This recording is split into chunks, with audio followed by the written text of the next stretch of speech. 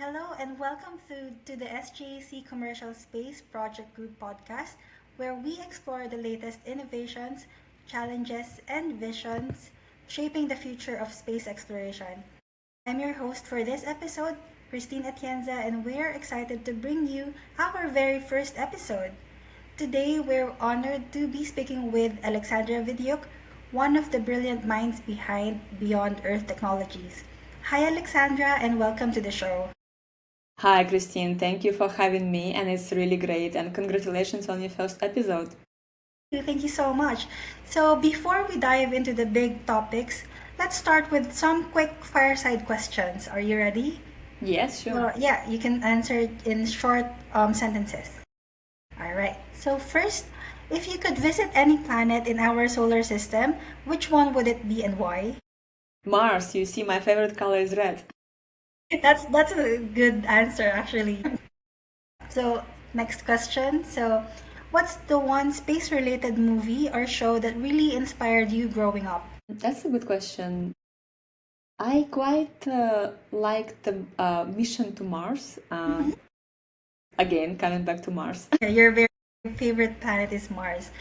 So, what's the most exciting thing you've learned or discovered in your career so far? Oh, it's a good question. I guess the fact that we can think beyond our planet and build economy, and actually that the beyond Earth economy can be bigger than our own economy.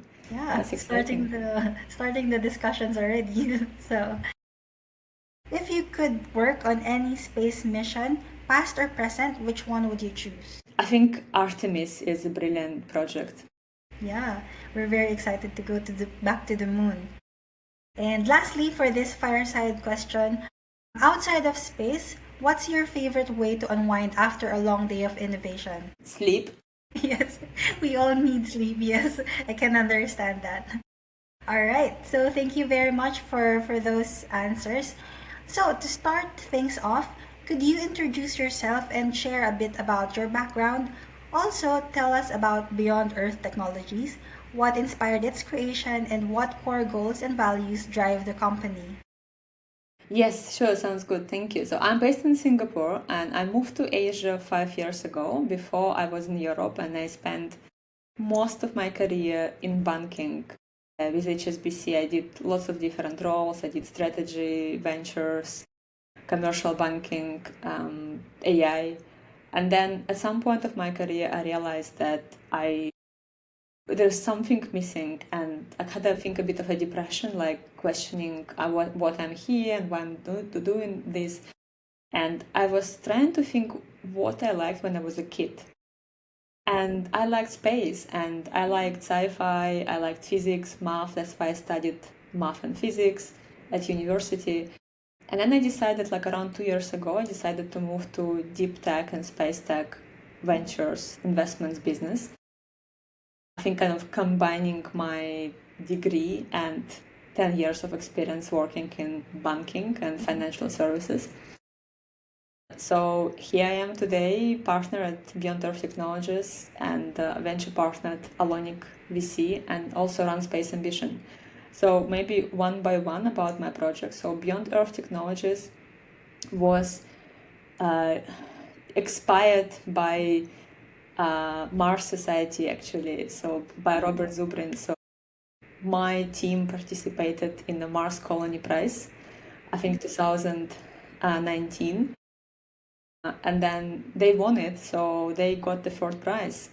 The whole concept was, how can you build, the 1,000 Mars city, and they had to develop the whole technological area, logistical, political, economical system and everything. That was amazing. There's a lot of materials left after that. Is okay, so how can we use it?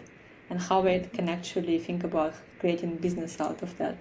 Now that's exactly what we're doing today. So we have two lines of business. One is the investment syndicate. So we find projects which can potentially create economy outside of Earth. That can be orbital business, something on the moon, or something on the Mars. This is the three areas which we're currently looking at.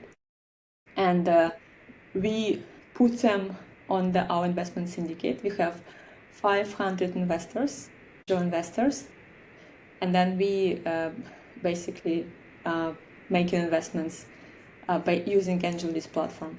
And the second line of business which we have is venture builder. So we are looking for projects which need some help, some push, some experience in fundraising and business development, and then we help them to accelerate some parts of their business. That's all. We do think that this is the right time now to do space business. This is the right trajectory. This is the growing sector, and we all love it. All members of my team had experience with building and selling businesses by themselves, running startups, being investors and everything. So we are not coming from academia and engineering, but we're more coming from entrepreneurial and investment background. So kind of that's why we can add some extra skills to the teams of startups. I'm also a partner, a venture partner at venture capital firm called Talonic. So I lead space tech investments. So this is a early stage deep tech VC, and we started investing in space 1 year ago. So we closed 2 deals in space. And I also run Space Ambition, which is the biggest space tech Substack blog. And it's also the biggest blog for space investors. As of today, there's around 14,000 subscribers from, I think, 1,000 countries across the globe. So we try to publish every Friday a post about some kind of interesting, like 5 to 10 minutes read, like plain English. So for very wide audience. But it attracts us a lot of people who want to do something in space, but they don't know where to start. And this is exactly our audience. Yeah, that's about me. Wow, you're doing a lot of things. Busy life. A lot of things. Actually, I can relate to what you've mentioned before, that you're combining your skills and the dream that you had growing up. So it's kind of the same thing with me also. So I'm not in the space industry, but I'm trying to connect what I do right now to the space industry. But yeah, for sure we'll do that in the future. But for a follow-up question, actually, so who can invest? So I'm really curious about this. So who can be an investor in your? Yeah, so we use AngelList platform, which is the biggest social network for angel investors. You do need to be an accredited US investor, but this is a self-assessment. So people who have done some angel investment before or who would like to consider, that's welcome to apply and join the platform. So the minimum check on our syndicate is very low. So we try to keep it as $1,000 per deal. Okay, so and this is very important for us because we do think that there is a lot of people who want to be part of the movement, who want to be part of the industry, but they sometimes don't know how, because let's say if you have a busy job and you work whole week and you have family, you have busy life, you go to gym, have dinner with your family, and like how can you don't have a lot of time left. People would like to contribute with maybe some capital or some investments, but also it's very difficult to invest in space now because most of the companies in the US market are still private, right? The new space.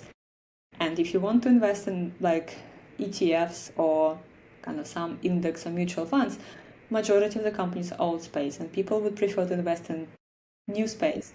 So there's kind of not many opportunities. So obviously venture investment we do is very special area and it's very high risk, but we want to give this opportunity to people who already have some experience about that, to be part of that. We grew very fast. We launched 4 months ago. I think we launched in June, yes. So we already have 500 people, and it's growing every day. So I think it's very popular. And we are the only space tech syndicate on AngelList. So there's no competition, no much competition for us. So, and we work with the top funds across the globe, top VCs, top space firms and everything. And we always come to them and say, let's partner, let us be your partner syndicate. Can you share the deal with us? We are happy to help the founders. And founders love us as well because we can always help them to bring their friends and family to the investment round. Because sometimes it's very difficult, right? If you, for example, if you have friends who wants to support you with K check, but you don't want to bring them directly to the cap table. So for us, it's an opportunity to help founders to take these people and combine them with our investors and kind of create one nice line on the cap table for the startups. That works quite well. So yes, and yeah, actually that's an inspiring mission, and the fact that you're growing very fast, that means a lot of people are interested, as you said. Yeah. Beyond Earth Technologies has been making waves, like you've said, just for 4 months now. But could you share some of the most exciting projects or technologies you're currently working on and how they stand to impact the industry? For me, it's important that we do have, I think space have to have an impact, right? It's not just the infrastructure, which somehow help some government people out there, right? For me, I want to see the result. I want to see how we can actually leverage space technology to improve life on Earth. And some of the most exciting projects which we worked with is about, for example, BioOrbit from the UK, which is building protein crystallization for cancer treatment in space, which is amazing because you can build crystals of proteins in orbit with no gravity, microgravity. They can grow much bigger, much more symmetrical, much more pure because they collapse under gravity on Earth, right? So that means if you are considering this for cancer treatment, then instead of having a drip in a hospital, you can do an injection at home, which is amazing lifestyle change for a cancer patient. We also investing in hydrogen companies, for example, HiVots. So, which is a good example of how the same technology can be used today on Earth and generate immediate revenue, but also can be used in the future on Mars, on the Moon, and it's exactly the same technology, right? So it's a kind of double use, already helping us to fight climate crisis today, but also enabling future of the space colonization or kind of future of the space moon base and everything. So I think that this is great. We also have currently we're working with robotics company Gitai, which is again amazing. A lot of people love it. It's like robots enabling so many operations in space, right? You probably are aware that in space manufacturing is a huge area which is going to grow, develop in the future. And then obviously it's not going to be people who are going to be doing all of this production and manufacturing, but that's probably going to be robots. So and I think the faster we grow robotics force in space, the better for everyone, the better for the industry. So I'm excited and I think this is great. I mean, I'm happy to work with these teams. It's amazing to see how now you can do different technologies, completely diverse, completely like different areas, but they enable us on Earth, but also enable the future of space economy. Yeah, actually, while you're telling me that, so it's really nice. Your work actually entails that you can be in the forefront of different technologies in different fields, not just in one field of space, but actually different things altogether in your company. So yeah, with such groundbreaking work, I'm sure there are lots of challenges that you encounter every day. What do you see as the biggest challenge facing commercial space ventures right now, and how is Beyond Earth Technologies addressing these challenges? So I think my majority of my work related to investments. So I work with people who invest, or I work with companies who invest, and I work with other investors, right? So I think I see, first of all, people like space investments, space tech business is a bit slower than other industries, right? It's taking long time to build, to actually book the missions, to show something is working. All is a lot of infrastructure work.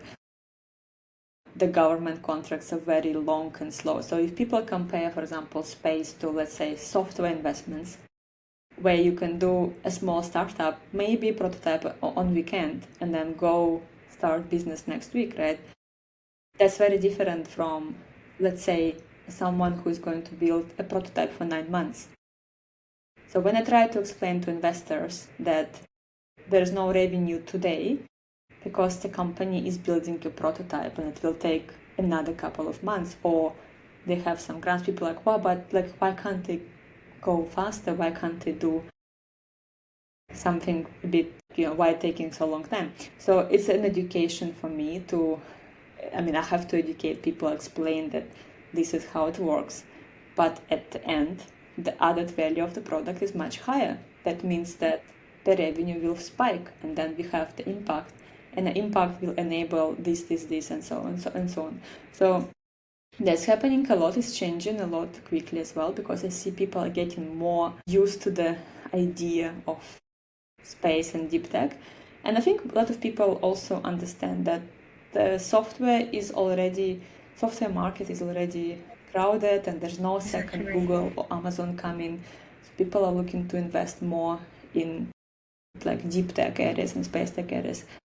Also, I think what I see a lot in founders and startups, that a lot of people coming to do startups is not necessarily having a great commercial experience. Some of them coming from engineering or academia or science area, and they spend their whole life doing research or building engineering projects, which is very different how to be a startup founder. And then they face all the challenges which startup founders do, and it's kind of, for some of them, it's very difficult, steep learning curve. So I actually had my own startup before in fintech, and I also raised first round. I got the license, built product with first revenue and everything. So, and I saw that most of the founders which I spoke to that moment, my peers, were ex-bankers. So they aggressive, they know how to pitch, they are very commercial, they know how to sell, they know how to behave with investors and how to close the contracts, because that's what you do when you work in banking, right? But deep tech founders and space tech founders, which I see, they don't have necessarily the same style or the same skills. So they need a little bit extra coaching and role models around them, and support required from investors and from board like advisors and board people. So that's another reason why we run Venture Builder, which is exactly what it helps people to accelerate this part, especially related to fundraising and business development, where they don't necessarily have exactly the same skills as other people from other industries. I think it's also a bit of like a public opinion about space and funding, which is kind of coming from government. It's a bit slow, it's difficult to get grants. I know everyone's trying to get this. It's not exactly as easy as it should be. And I think for private companies it's much easier now. Obviously, everyone, I think Elon Musk changed the entire industry, showing us that a private company can be successful, can be a big contractor of a government agency. And this actually can be very reliable, and it can be a good, successful business, which is attracting a lot of investors. But this is not still exactly like universal across the planet. And I think another thing which I really, really think we should do a bit better as a society of space people, as a kind of community, is that there is not much international collaboration. And everyone, so I live in Asia, I am based in Singapore. and there is no Asian Space Agency. Yeah, so every country has their own budget. It's very small budget, right? Not small, I mean, it's not small, but imagine if you can put it all together, then you might have much bigger budget, which might allow you to dream bigger, to have bigger programs, to have bigger ambition, to have better talent together, to kind of put more diverse teams together. It's very difficult to do it on their own. And then when you have each country, each region, each like in Europe, it's even sometimes not just the region, but it's also a small like sub-regions, right? Have their own space programs. I think it's great, but then each of them have exactly the same small projects or copy-paste of what someone else is doing. So because everyone wants to have their own satellites for Earth observation, everyone wants to have their own network kind of, or something like this, right? So I think this is very, it's a bit sad to see it, and I think we could do, unfortunately, this is like related to national security and defense. So I think that's why it's a bit separate. But if you can join the forces together and do some proper cross-country international projects more and more, and that, I think that would be amazing. Actually, interesting that you've mentioned that, because for someone coming from the Southeast Asia, so I'm talking to my peers actually also, but about like, what if we have an ASEAN space agency like what ESA or what Europe have right now, or Europe has right now. So yeah, it's interesting to see that collaborative nature that you've mentioned. So for this collaborative spirit, looking ahead, can you share any insights or predictions about the future of commercial space travel and exploration? And are there any new opportunities or markets you think will emerge in the coming years? I don't have any predictions. I can only say what I see is happening. Obviously, Elon Musk mentioned that we are going to the Mars in 2 years, which is great. That was his latest news about SpaceX on Twitter, right? Which is, I guess, the great. Obviously, I'm following very closely what's happening with Artemis program, which is amazing. I'm following very closely. I mean, as much as possible, I read only English news. So what's happening in China, I think this is amazing. Japan, India has great national programs. Same as Australia. Obviously I'm based in Singapore. I know what's happening in Singapore. In Europe, there's a couple of good programs, right? I think this is great to see. Also like to see foundations such as Breakthrough, for example, which they sending missions to Alpha Centauri, right, which is very ambitious and great. But I think also like to see more private missions, and I want to see more. I know there is a demand for people to contribute different research projects, organizations, and I can see it's happening now on the market. I see companies who's now trying to help, kind of how do we arrange some of the private missions.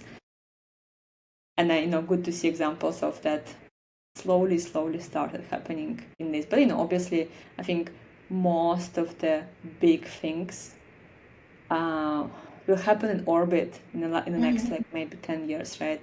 So great to see new private space stations coming, replacing the ISS, providing more opportunities, more space for startups, private companies, like international collaboration to host some of the astronauts, to host labs, to host kind of office space in space, right?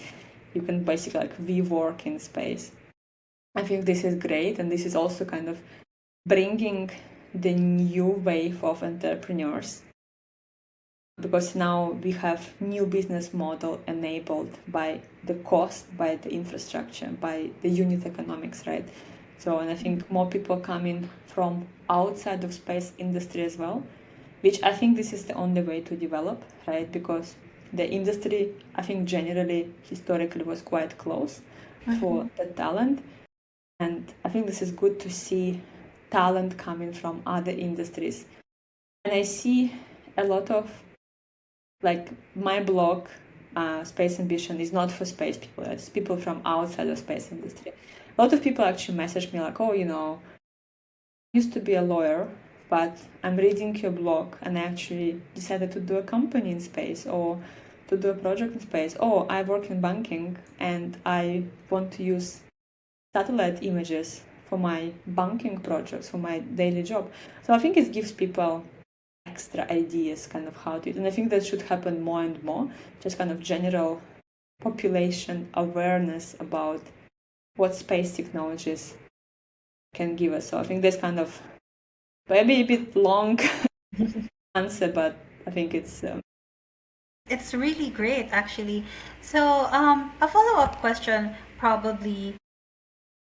You mentioned commercial space. And you've mentioned a while ago about the Asia Pacific, like the situation of Asia Pacific right now. So, given that you're in Singapore, so you know the landscape of space industry in Southeast Asia or Asia. So do you think commercial space can be a gateway for us to have a human space exploration? Because we don't have that here. We don't have NASA. We're not citizens of that country, so for us it's very far fetched right now for us to think about human space exploration. But do you think commercial space can be some kind of a gateway for us to have a human space program? I think that Asia has an amazing potential for space, and I truly believe in it. I think there's so much talent, there's so much capital. Asia is growing economy, right? And when it's growing like everywhere, right? So it's like it's probably the only one place in the world now where you have this stable growth, right? And and also it's a young population. It's attractive. Like Singapore is attracting a lot of companies, not just in space but across the globe, right? To be like this kind of headquarters center for Southeast Asia, right? And I see a lot of companies popping up in Thailand, in Malaysia, Indonesia, in Singapore. It's not maybe exactly the same maturity level as in the US, in LA, right? But it's good to see the waves. It is good to see international companies coming here and setting up offices and setting up accelerators, setting up some representative offices as well. I do think that at some point it has to be some human space exploration projects, right? And I think you like now the way how it's developing, you don't have to do everything by yourself. Companies like Axiom, for example, can do like mission as a service, and they provide opportunities for private astronauts. Like, don't even have to be an astronaut, right? You can be just a billionaire, right? They do like a spacewalk now, right? So I think it's like now becoming very, very available for everyone. Not everyone, but much more available than compared to accessible 10 years ago, right? More accessible. So yeah, no, I think it's great. I always say, because we also, when we say Southeast Asia, we do have great neighbors. We do have Japan, we do have India, we do have China, we do have Australia, which have amazing space programs. And I think each country in Southeast Asia itself has their own space ambition, right? So they have their own space agencies, they have their own programs, grant system, strategies, right? So it's not like non-existent, it's actually kind of developing. And I think it's Singapore, for example, has an annual conference, the GSTC, right, which is like one of the biggest in Asia, and attracting a lot of international people to come as well and explore local opportunities, local talent. And I think the universities here are amazing as well. So Asian universities now one of the best in the world, right? So when you have good universities, means talent, means opportunities for people to create IP, patents, to create technologies, and then build up on this. So I think this is something which will happen in the next couple of years for sure. All right, so I think we're down to our final question. And speaking of students and young people, so for aspiring entrepreneurs and innovators looking to enter the space industry, what advice would you give them based on your experiences and the current landscape of commercial space and diverse right now? I think it's definitely a place to be, and I think I do believe that next 15 years, space industries will only grow. If you look any forecast, look at McKinsey forecast, it says 1.8 trillion by 2035, right? So this is basically going to become top 10 industries in the world, and it's bigger than the economy of Brazil, right? So this is definitely the right wave. Plus we have events such as Starship launch, and kind of hopefully at some point we'll have stable flights. We have big programs like Artemis is almost 100 billion program, right? So I would say proper market research and see what is available, what type of, what are the gaps in the market, which technologies enabling now, something which you could not do 5 years ago. Try to see all the grants available, all the programs which are looking for private partnerships. Try to see what's available in local universities, right? Maybe there's some IP or research project going on which you can take part of, or see if then it can be commercialized in some way. There's a lot of competitions, a lot of public pitch sessions and everything which you can go attend and see what's going on and how people pitch and how people do. Yeah, and please, any moment I would be happy to talk to people, especially from Southeast Asia, if they are thinking about creating some of the ventures. Happy to have some kind of chat or brainstorm as well. I'm reachable by email any moment. So yes, and I think it's great. It's a great industry to be. It's definitely on the rise. All right, so that's a fantastic advice. So remember to do your market research, and we take note of that. So maybe we can get your email and then we can share that to our listeners. And so thank you very much, Alexandra, for sharing your insights and experiences with us today. It's been an inspiring conversation, and I really learned a lot, actually, especially in business side of things and investing the commercial space. Looking forward to seeing you and what Beyond Earth Technologies accomplishes in the near future or beyond. And that's it. That wraps up our first episode for the SGAC Commercial Space Project Group podcast. We hope you enjoyed learning about Beyond Earth Technologies and the future of commercial space exploration. Stay tuned for more episodes where we'll continue to explore the exciting developments in the space industry. And until next time, this is your host, Kristine, signing off. Thank you. Thank you, Kristine. Thank you. Thank you, Alexandra. So I'll stop recording now. This podcast is brought to you by the Commercial Space Project Group of the Space Generation Advisory Council. The Space Generation Advisory Council, or SGAC, in support of the United Nations Program on Space Applications, is a non-governmental organization and professional network whose goal is to convey the perspectives of students and young professionals to the United Nations, space industry, space agencies, and academia.